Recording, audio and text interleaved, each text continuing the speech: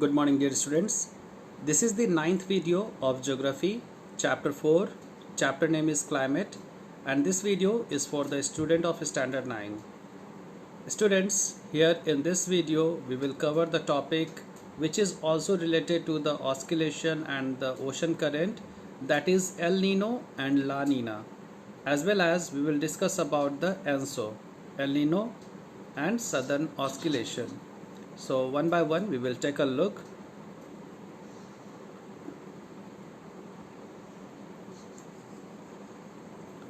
So when we talk about El Nino is a name given to the periodic development of a warm ocean current along the coast of Peru as a temporary replacement of the cold Peruvian current. El Nino is a Spanish word meaning the child and refers to the baby Christ.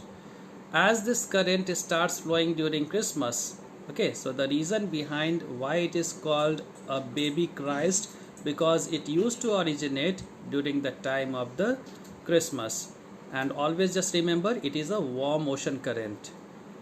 The presence of the El Nino leads to an increase in sea surface temperature and weakening of the trade winds in the region. So obviously when the temperature of the sea will just rise up, it will just affect the trade winds which generally used to move from the equator towards the west. Next you see El Nino effect. So when we just talk about the effects of El Nino, so El Nino affects global weather. It intensifies the Eastern Pacific hurricanes and tropical storms, unusual rainfall in Peru, Chile and Ecuador. During an El Nino, there is a decline in upwelling of cold water, decreasing the supply of nutrients from the bottom of the ocean. This affects marine life and fishing industry. So when we just read about the La Nina, you will come to know that La Nina is good, but El Nino just brings the warm current suddenly at any place, and that affects the marine life, and especially it affects the fishing industry. Drought in Australia, India, Indonesia, etc. caused by El Nino is widespread and affects the population depend on agriculture.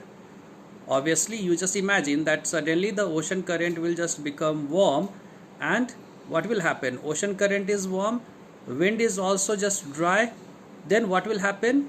It will just affect the nearby region. That area will just receive the drought like condition, and in drought like condition what happen we all know. There will be less production of the crops. So this generally just happened during the El Nino time. El Nino causes a rise in vector-borne diseases, that is including those spread by mosquitoes. In Central and South America, cycle of malaria in India are also linked to El Nino. So when the temperature is moist and it is hot also, and it is not raining, so at that time it will just give the boon. It is boon for the waterborne diseases, and especially this type of condition, hot and humid, that is favorable for the birth of the mosquitoes and other insects. So this is about the El Nino. So basically the negative effect was there of the El Nino. El Nino, that is low southern oscillation phase, versus La Nina, high southern oscillation phase. Signals in tropical Pacific, sea surface temperature, precipitation, sea level pressure, the southern oscillation, high versus low phase. Low level wind and thermocline depth. You can see over here that low level wind and thermocline depth, it means how the temperature of the water is just increasing and it is reaching to the bottom of the surface of the water.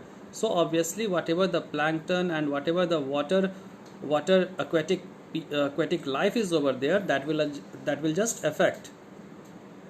You can see here La Nina is stronger than average easterlies, lead to a deeper, shallower than average thermocline in the western eastern equator, that is Pacific.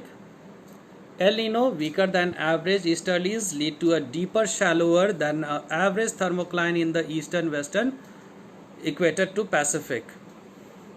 So this shaded part you can see over here, that is the impact of the La Nina, how it is just pushing the warm current, and when you just see the El Nino, the spread of the warm current. When we talk about the ENSO, so ENSO means El Nino and Southern Oscillation is a coupled phenomenon. Atmosphere drives the ocean and the ocean drives the atmosphere.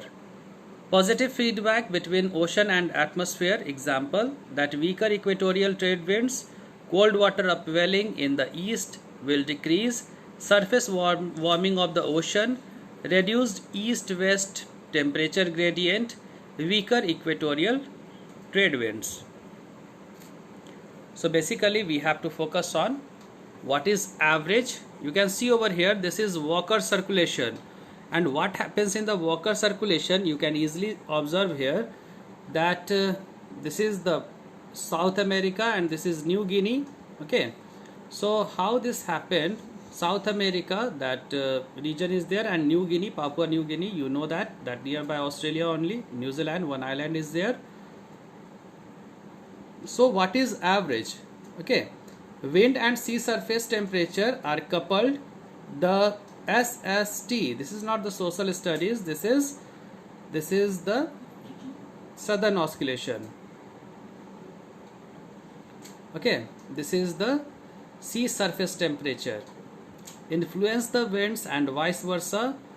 First is easterly trade winds help push warm water to Western Pacific and upwell cold water along the equator in Eastern Pacific Ocean. Second is warm water heats the atmosphere, the air rises and low level trade winds converge towards the warm water, subsiding air occurs in the Eastern Pacific Basin. Okay, so just watch it here, students, what is happening exactly. You can see from what is the upwelling, this is the warm current, this is the warm current which started just originating from here, it is just going downside. This is the thermocline, okay, the bottom line, and from here when it will just go to the cold region, it will start just making it hot slowly and gradually. It will start pushing the cold water and converting the cold water into the hot water. So you can see here again the water will just reverse back from here, water heated by the sun, and then after that it will just start rising up. When it will just rise up, it is moist, and when the moisture will just form the rain, it will just start in the form of rain. So this whole circulation is the Walker circulation, that how the warm current is moving to the cold area and pushing the cold water into the upward direction. When that water will just move into the same warm direction, it will evaporate and it will start raining over there. So this circulation is called only Walker circulation.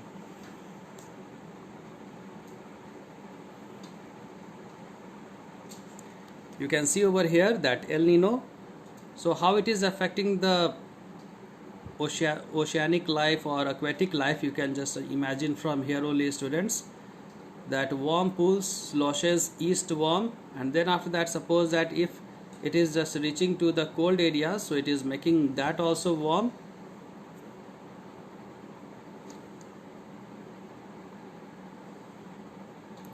Now the topic is La Nina. Okay, so when we talk about the La Nina, this is the reversal. Okay, this is the reversal of that El Nino, when the cold current will just flow from cold area to warm area, so that is La Nina. Just understand one more time what is this La Nina and the effect of La Nina. La Nina means the little girl in Spanish. Okay, La Nina means little girl in Spanish. La Nina is a climate pattern that describes the cooling of surface ocean waters along the tropical Peruvian coast. So you can see here the tropical Peruvian coast, which is in the Southern America side. So from there you can just see that how cold current is just upwelling. Okay, La Nina is considered to be the counterpart to El Nino, which is characterized by unusually warm ocean temperature in the east and Central Pacific Ocean. Effects of La Nina is very much positive, students, that La Nina not harms the aquatic life. On the other hand, it just give the benefits to the aquatic life. They get some more plants and the crustanic, okay, that crust material, whatever is lying on the surface of the water. So it is just very much helpful for the aquatic animals. It gives the aquatic animals enough for their livelihood. So some advantages of the La Nina, which I am just reading over here only, which is not mentioned here exactly. So La Nina results in normal monsoon rainfall in South Asia, which results in increased food production and relief to farmer. La Nina has a positive impact on the fishing industry of northern South America because the upwelling of cold water brings rich nutrients on the surface. Next is, these nutrients include planktons eaten by fishes and crustaceans. Crustaceans, it means the part of the ocean crust that also just consumed by the ocean or aquatic animals, which increases the fish productivity and production. So this is very much helpful helpful for the fishing industry. Increase in fish production leads to boom in the fishing industry of Peru and Chile. So this is about the La Nina, students. Here are some questions for you. What do you mean by El Nino? What do you mean by La Nina? So just define that. What does it mean? El Nino means what? Effects of El Nino on the temperature of the place. Then effects of La Nina. How El Nino affects the climate of a place. What is the full form of ENSO? El Nino and Southern Oscillation. Students, one thing just remember, this is the topic which we just read, La Nina, El Nino, ENSO and all that. So this is the end of the video, students. This is the end of the video. Thank you very much. Thank you for watching.